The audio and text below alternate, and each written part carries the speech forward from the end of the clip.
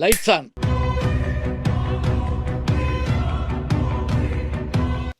வணக்கம்.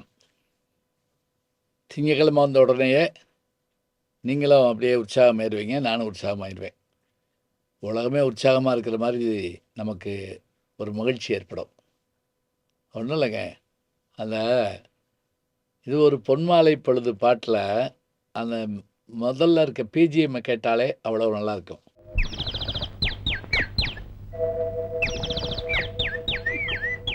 எம்ஜிஆர் அவர்களுடைய பாசம் படத்தில் வரக்கூடிய உலகம் பிறந்தது எனக்காக பாட்டில் ஒரு பிஜிஎம் வரும். அதை கேட்டு பாருங்க, எவ்வளோ உற்சாகமாக இருக்குன்னு.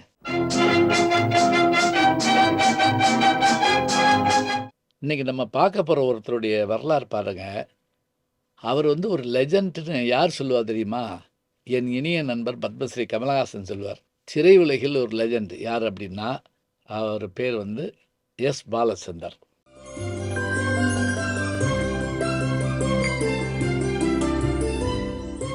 கே பாலச்சந்தர் லெஜண்ட் தான், இவருக்கு குருநாதர் தான். ஆனாலும் கூட எஸ் பாலச்சந்தரை பற்றி சொல்கிறப்ப அவ்வளவு ஆச்சரியமான விஷயங்களை அவர் அவரை பற்றி சொல்வார். நானும் எஸ் பாலச்சந்தர் படமாக இருந்தால் ரொம்ப விரும்பி பார்ப்பேன்.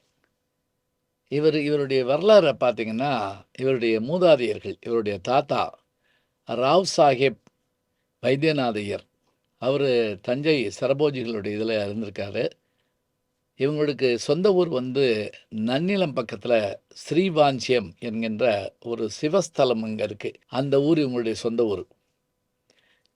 இவருடைய தந்தையார் பாலச்சந்தருடைய தந்தையார் பேர் சுந்தரம், தாயார் பேர் செல்லம்மா என்ற பார்வதி. இவருக்கு ஒரு மூத்த அண்ணன் உண்டு, அவர் பேர் ராஜம்.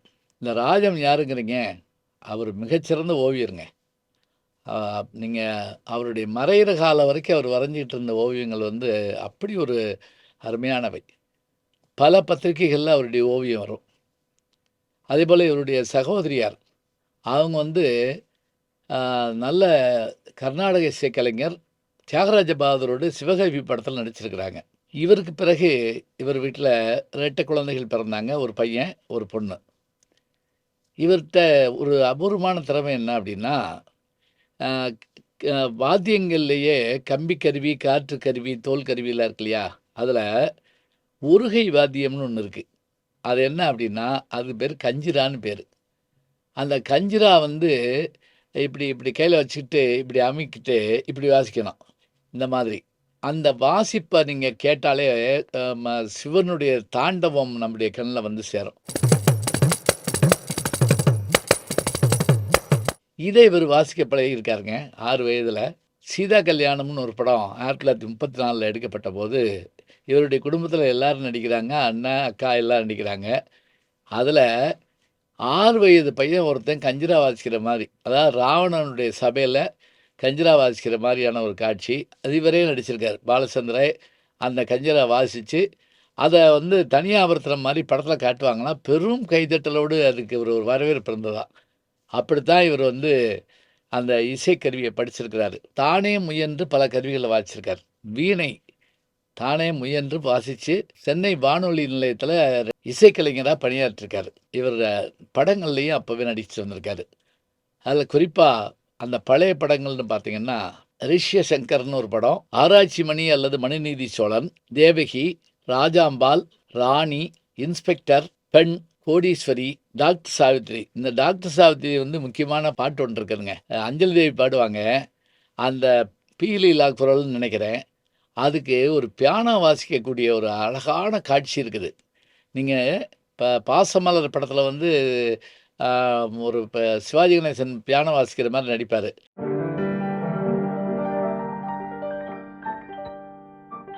ஆனால் இதில் இவர் பியானாவே வாசிப்பாருங்க. அந்த பாட்டு நீங்கள் கேட்டு பாருங்க, அவ்வளோ அருமையாக இருக்கும்.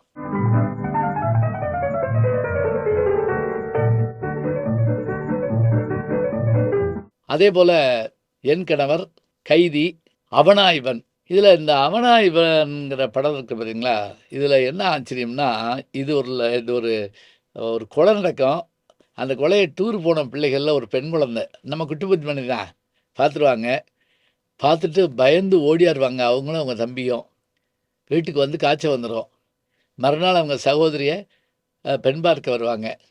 அப்போ அந்த காரில் வந்து அந்த கூலிங் கிளாஸ் போட்டு இறங்குவார் மாப்பிள்ளை. அப்படியே பிள்ளைய அரண்டு போகும். அவனா இவன் அப்படிம்பாங்க. டைட்டில் போடுவாங்க. இன்டர்வல்ல போடுவாங்க டைட்டில். நேத்து நடந்த அந்த கொலை நடந்துச்சு இல்லையா, அந்த கொலை செஞ்சவன் தான் வந்திருக்கான் இப்ப. எப்படி இருக்கும் பாருங்க படம் பார்க்குறவங்களுக்கு. அதேபோல இவருடைய படங்கள்ல ரொம்ப நினைவு கூரத்தக்க ஒரு படம் எதுன்னு பார்த்தீங்கன்னா, பெண் படம் முக்கியமா. அதில வைஜெயந்தி மாலாவுக்கு ஜோடியா நடிச்சிருப்பாரு. அதில தான் கல்யாணம் வேண்டும்னு ஒரு பாட்டு இருக்கும். உல்லாசமாகவே உலகத்தைக் காணவே அப்படிங்கிற பாட்ட இவருக்காக சந்திரபாபு பாடியிருப்பார். கல்யாணம் கல்யாணம் கல்யாணம். இந்த படமும் ரொம்ப அற்புதமான படம். கிளைமாக்ஸ்ல ரொம்ப வித்தியாசமா பண்ணியிருப்பாங்க. அதேபோல தமிழ் பட வரலாற்றில மறக்க முடியாத ஒரு படம் எதுன்னு கேட்டிங்கன்னா, 50 படம் 50 பாட்டு, 60 பாட்டுன்னு வந்துகிட்டு இருந்த நேரத்தில, பாட்டே இல்லாத ஒரு படத்த உருவாக்குனாங்க ஏவிஎம் நிறுவனத்தார். அந்த படம் எதுன்னா, அதான் அந்த நாள் படம். இவர் தான் அந்த படத்த இயக்குறாரு. ஆ பெரிய ஆச்சரியம் என்ன அப்படின்னா, கதாநாயகன் வந்து சிவாஜி கணேசன். எடுத்த உடனே சுட்டுக் கொல்லப்படுவாருங்க. பிறகு கதை நகலும். யார் சுட்டிருப்பா? யார் சுட்டிருப்பான்னு ஒவ்வொருத்தரா அவன் தான் சுட்டிருப்பான் அப்படின்னோடனே அவனுடைய இதில் காட்சி விரியும். இவன் தான் சுட்டிருப்பான், இவன் தான் சுட்டிருப்பான். கடைசியில் யார் சுட்டாங்கிறதாங்க படம். இந்த அந்த நாளுக்கு பிறகு பொம்மைன்னு ஒரு படம் எடுத்தார். அந்த பொம்மை படம் வந்து அதுவும் வந்து ஒரு வித்தியாசமான மர்ம படம். முதலாளியை கொன்னுட்டா கம்பெனியை எடுத்துக்கலாம். இப்போ முதலாளியை எப்படி கொல்றது? சந்தேகம் வராமல் அவர் வெளிநாடு போகிறப்போ ஒரு பொம்மையை கொடுத்து விடுவாங்க எல்லாரும் போய். அந்த பொம்மையில் அட்ரஸ் இருக்கும். அந்த அட்ரஸை எடுத்தால் பொம்மை வெடித்து அவர் செத்து போயிடுவார். இதாங்க. இப்போ இவங்க போய் அவரை ஏர்போர்ட்டில் ஏற்றி விட்டுட்டு பொம்மையை கொடுக்க மறந்துட்டு வந்துடுவாங்க. இப்போ அந்த பொம்மை எங்கெங்கே போகுதுங்கிறது இதில் என்ன தெரியுங்களா? படம் பார்த்துக்கிறதுக்கு நம்ம அப்படியே ஒவ்வொரு நிமிஷமும் செத்து செத்து பிழைப்போம். எல்லார் கையிலையும் போயிடும் பொம்மை. சின்ன பிள்ளை கையில் போகும். தத்தி தத்தி நடந்து வரும் தங்கப்பாப்பா பாட்டு பாட. ஒரு கண் தெரியாத பிச்சைக்காரங்கையில் வந்து நீயும் பொம்மை நானும் பொம்மைன்னு பாட்டு. அதுதான் ஜேசுதாஸ் முதல்ல பாடின பாட்டுங்க தமிழில். நீயும் பொம்மை நானும் பொம்மை. இப்போ இப்படி வந்து இந்த படம் முடிகிறப்ப எல்லோரும் எந்திரிக்காதீங்க அப்படின்னு டேரக்டர் வந்து சேரில் உட்காந்துட்டு, இதில் நடித்தவங்க பேரெல்லாம் சொல்லுங்கள், இசையமைப்பாளர் யார், நீங்கள் வாங்க, அப்படி எல்லாத்தையும் நமக்கு அறிமுகப்படுத்துவாருங்க. இது இவருடைய பாணி. நான் தான் எஸ் பாலச்சந்தர். பொம்மை அப்படிங்கிற படத்தை பார்த்தீங்க. அப்புறம் நடிரவல்னு ஒரு படம் எடுத்தார். ஒரு தீவில் இருக்கக்கூடிய பங்களாவில் ஒரு கோடீஸ்வரர் தான் சொத்துக்களை எல்லாம் சொந்தக்காரங்களுக்கு பிரித்து கொடுக்க போகிறாரு. அவங்களெல்லாம் தங்க வைக்கிறார் ஒரு வாரம். ஒவ்வொருத்தராக இறந்துக்கிட்டே வர்றாங்க. ஏன்னா குறைய குறைய அந்த பங்கு குறையும் பார்த்தீங்களா? கடைசியில் அந்த வீட்டு பெண்ணு அவங்களையும் கொல்றதுக்கு முயற்சிக்கிறப்ப பிடிச்சிட்றாங்க. யார் அது? அந்த கொலைகாரன்.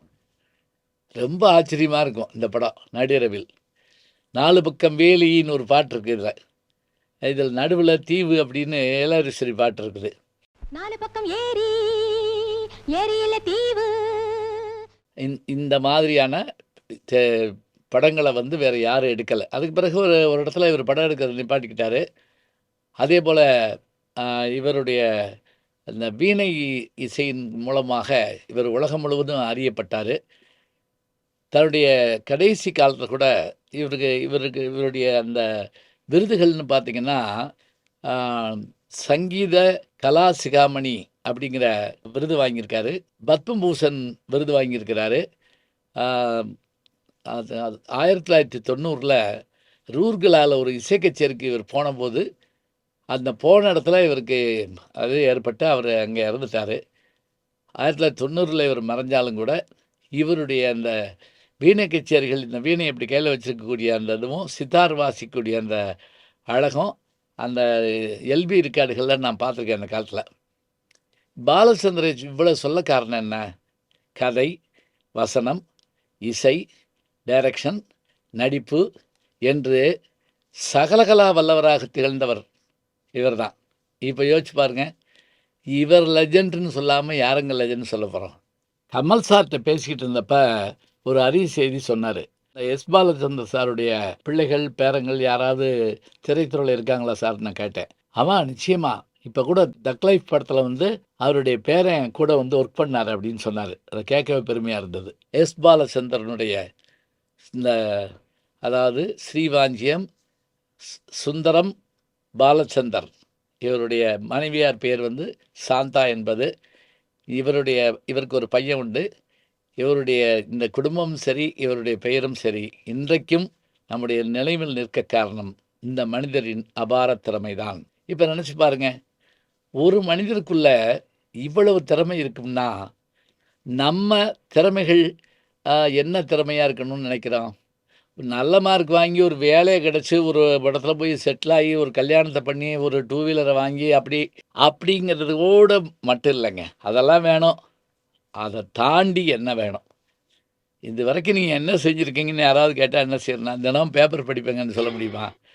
பேப்பர் படிக்கிறது ஒரு கடமைன்னு வச்சுக்கோங்க. ஆனால் நம்மிடம் என்ன தனித்திறமை இருக்கிறது, அந்த தனித்திறமை மூலமாக இந்த உலகுக்கு என்ன சாதித்து காட்டினோம்? அவர் பியானோ வாசிக்கிறாருன்னு சொன்னால், அவர் சித்தார் வாசிக்கிறாருன்னு சொன்னால், அவர் வந்து கஞ்சிரா வாசிக்கிறாருன்னு சொன்னால், இந்த திறமையெல்லாம் அவர்கிட்ட இருக்குன்னு சொன்னால், தானே தனக்குள்ளே இருக்கக்கூடிய திறமையை கண்டுபிடிச்சவருங்க அவர். அதுபோல் நம்மை நாமே உணர்ந்து கொண்டால், நம்முடைய திறமைகளை அறிந்து கொண்டால், நமக்கு போட்டியாளர் யாரும் கிடையாதுங்க. சில நேரங்களில் நாம் தான். ஜெயிக்கப் போவது நீதான் நான் புத்தகம் எழுதினேன். அது மட்டும் இல்லை, உன்னோடு போட்டி போடணும் ஒரு புத்தகம் எழுதியிருக்கேன். இந்த உன்னோடு போட்டி போட ஞாபகம் வச்சுக்கோங்க. நமக்கு போட்டி வேறு வெளியில் இல்லை, உள்ளுக்குள்ளே தான் இருக்குது. நம்மோடு நாமே போட்டி போடுவோம், நாமே வெற்றி பெறுவோம். நல்ல செய்திகளை நாளும் சிந்திப்போம். நாளை சந்திப்போம். நாளும் நல்ல தமிழ் கேட்க முனைவர் ஞானசம்பந்தம் அவர்களின் கேளுங்கள். கண்டிப்பாக கேளுங்க. நான் கேட்டுட்டு இருக்கேன். நம்முடைய யூடியூப் சேனலை சேர்ந்து Instagram, Facebook, Twitter, blog, WhatsApp channel என்று அத்தனையிலும் நான் முன்தொடர்ந்து செல்கிறேன். நீங்கள் பின்தொடர்ந்து வாருங்கள்.